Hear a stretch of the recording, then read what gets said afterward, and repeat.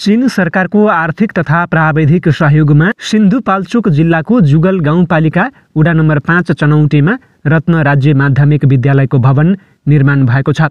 विद्यालय परिसरमा 6 वटा अत्याधुनिक एवं सुविधायुक्त भवन निर्माण गरिएका छन्। भवन निर्माणमा 1 अर्ब रुपैयाँ भन्दा बढी लगानी भएको विद्यालय प्रशासनले जनाएको छ।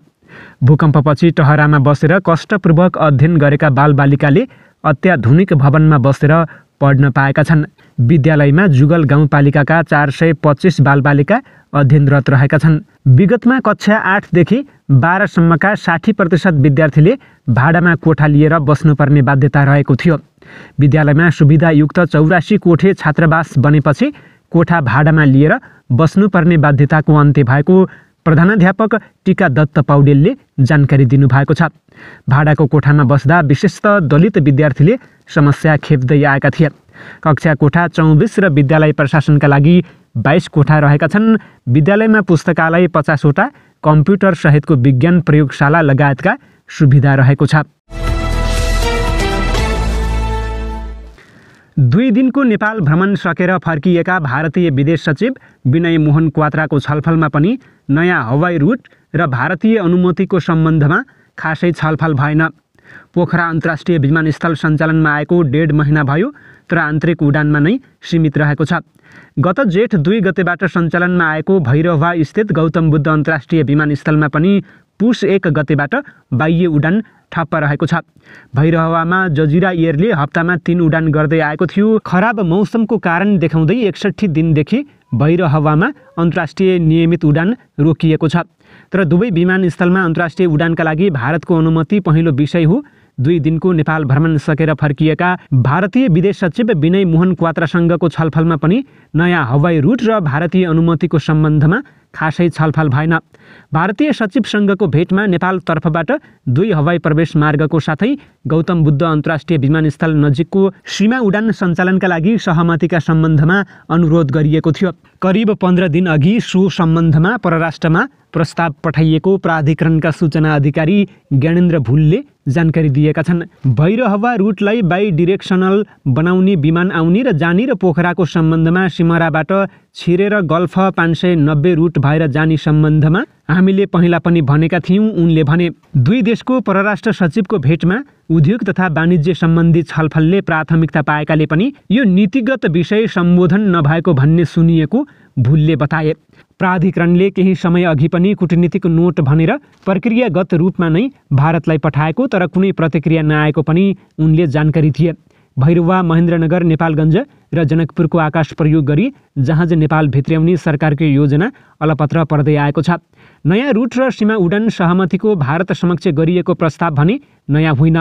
नेपाल पक्षले दशकदेखि उक्त मुद्दालाई हरेक कूटनीतिक भेटमा उठाउँदै आएको छ।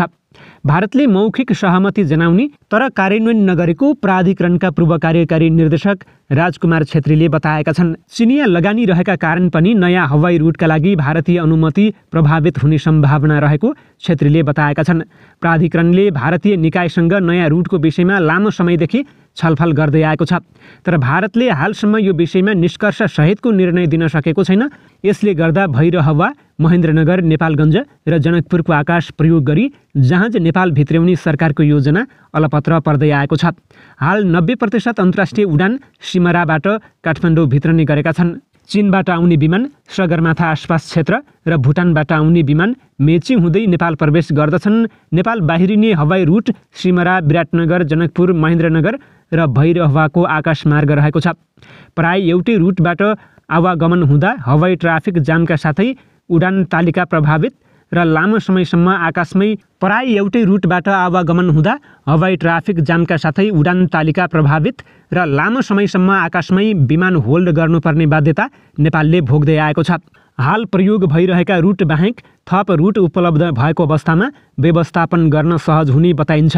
कम्तीमा भैरहवा र नेपालगञ्ज रुटका लागि मात्रै भारत सकारात्मक हुने हो भने नेपाल छिर्ने विमानका लागि दूरी निकै घट्नेछ। भैरहवा स्थित गौतम बुद्ध अन्तर्राष्ट्रिय विमानस्थलमा बाह्य उडान सञ्चालनका लागि प्रविधि नै बाधक बनेको छ। यहाँ जडित इन्स्ट्रुमेन्टल ल्यान्डिङ सिस्टम अर्थात् उपकरणद्वारा नै अवतरण गरिने प्रणाली ILS का कारण अन्तर्राष्ट्रिय उडानमा समस्या भएको छ। ILS प्रयोग गर्दा भारतीय हवाई सीमा पनि छुनी भएकाले भारतको अनुमति चाहिएको हो। यसका लागि भारतसँग पहल हुँदै आएको प्राधिकरणका सहसचिव ज्ञानेन्द्र भुल बताउँछन्। सफा मौसम भन्दा पनि खराब मौसमको समयमा भारतीय सीमा छुन सक्ने हो। भैरवा विमानस्थलमा एयर जजिराले मात्रै नियमित अन्तर्राष्ट्रिय उडान गर्दै आएकोमा पुस 1बाट बन्द रहेको छ। अब मार्च 9 अथवा 10बाट नियमित उडान गर्न सक्ने जानकारी आएको विमानस्थल प्रमुख गोविन्द दाहालले बताएका छन्। अरू एयर कम्पनीले चासो दिएका छैनन्। केही चार्टर्ड उडान फाटफुट्ट भइरहेको छ। मार्चदेखि नेपाल एयरलाइन्स र हिमालय एयरलाइन्सले नियमित उडान गर्न सक्ने बताइएको छ। यता पोखरा अन्तर्राष्ट्रिय विमानस्थल सञ्चालनमा आएको 1.5 महिनादेखि आन्तरिक उडानमा नै सीमित भएको छ। प्रक्रियागत ढिलाइका कारण अन्तर्राष्ट्रिय उडान प्रभावित भएको हो।